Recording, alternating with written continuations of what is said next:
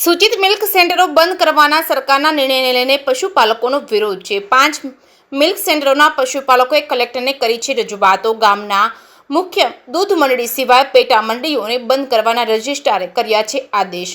સૂચિત પેટા દૂધ મંડળીઓ બંધ થઈ જવાથી પશુપાલકોની મુશ્કેલીમાં વધારો થશે। વહેલી સવારથી અને રાત્રે દૂધ ભરવા મહિલાઓને 2 થી 3 કિલોમીટર દૂર જવું પડશે। પશુપાલકોના હિતમાં નિર્ણય કરવા માટે પશુપાલકોએ કલેક્ટર અને સરકારને રજૂઆતો કરી છે। જે કે સિંહ ગુજરાતી સાથે ભરત ઠક્કર ડીસા। અમારી માગણી તો સાહેબ એક જ છે કે અમારી મંડળી જે કનેક્શન સેન્ટરો આપે એ ચાલુ જ રહેવા જોઈએ।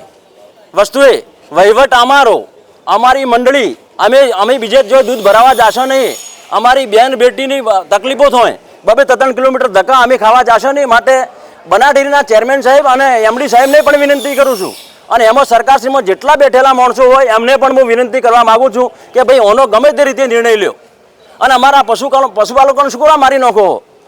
ખરી ભાઈ પાડાના વગર પખાલીને શું કરવા ડોમ દો? મારી બસ આટલી જ વિનંતી છે। શું નામ તમારું? મારું નામ કાંતિભાઈ હીરાભાઈ પ્રજાપતિ।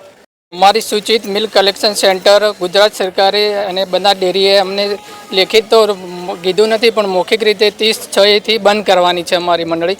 એટલે અમારી મંડળી આજથી લગભગ 10 વર્ષથી ચાલે છે અને ગુજરાત સરકારનો બનાસ ડેરી કે ગુજરાત સરકારનો એવો કાયદો આવ્યો છે કે તે જે રજિસ્ટર મંડળી હોય તેનું જ દૂધ સ્વીકારવામાં આવશે અને જે મંડળી રજિસ્ટર ના હોય તેનું દૂધ સ્વીકારવામાં 30/6થી આવશે નહીં। તો અમારી આ 10 વર્ષની મંડળી છે, એમાં અમે લગભગ 70 થી 80 લાખ રૂપિયા ખર્ચો કરી લીધો છે અને મહિલાઓ માટે મહિલાઓ નજીકમાં સેન્ટર મળે તો અમે મહિલાઓ સુરક્ષિત રીતે દૂધ ભરાવી શકે તે માટે અમે સૂચિત કલેક્શન સેન્ટર લીધેલું છે અને હવે ગુજરાત સરકાર એમ કહે છે કે સૂચિત મંડળીઓ બંધ કરી દે તો અમારી બહુ બેટીઓ શેઠે દૂધ ભરાવવા માટે જાય છે તો તેમની સલામતી પછી રહેતી નથી। અને જો બનાસ ડેરી તો એમ કહે છે કે અમે તો ગુજરાત સરકારનો કાયદો છે એટલે એમાં અમે કશું કરી શકતા નથી અને અમારે 9 વર્ષથી મંડળી ચાલુ છે છતાં પણ અમારી મંડળી હજી રજિસ્ટ્રેશન કરવામાં આવી નથી। કહે છે કે એવો જીઆર આવ્યો નથી કે એટલે કે મંડળી રજિસ્ટર હાલ થાય નહીં એવું કહે છે અને અમારે લગભગ એક મંડળીને લગભગ અમુક મંડળીનો 1500-1600, અમુક મંડળીનો 4000 લીટર દૂધ છે અને ટોટલ ખર્ચો તો લગભગ એક મંડળી 1 કરોડનો પણ કરી દીધો છે। અને અમારી માગણી એવી છે કે સૂચિત મંડળીઓ ચાલુ રાખવી અને અમારી મંડળીનો વહીવટ એકદમ પારદર્શક જ છે। રજિસ્ટર મંડળીઓ કરતાં સૂચિત મંડળીઓનો વહીવટ સારો છે એવું મને લાગે છે અને મારી માગણી છે કે ગુજરાત સરકારને કે આ કાયદામાં ફેરફાર કરી અને જે સૂચિત મંડળીઓ છે એને તુરંત રજિસ્ટર કરે અને અમુક સમય માટે રજિસ્ટર ના થાય ત્યાર સુધી ચાલુ રાખે।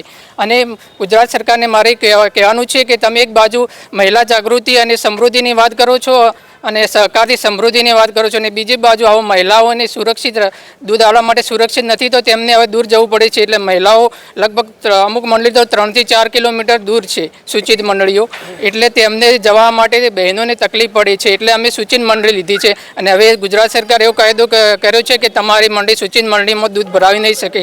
તો એમ કહે છે કે ઓડિટ જો સરકારી ઓડિટ થતું નથી ત્યાં ગેરરીતિ થાય છે પણ મારા મત પ્રમાણે જે રજિસ્ટર મંડળી છે તેના કરતાં સૂચિત મંડળીનો વહીવટ એકદમ સારો છે અને મારે એ જ વિનંતી છે ગુજરાત સરકારને કે સૂચિત મંડળીઓ બંધ ન કરતાં તેને સમયસર રજિસ્ટર કરી અને આગામી સમય સુધી ચાલુ રાખવા વિનંતી છે।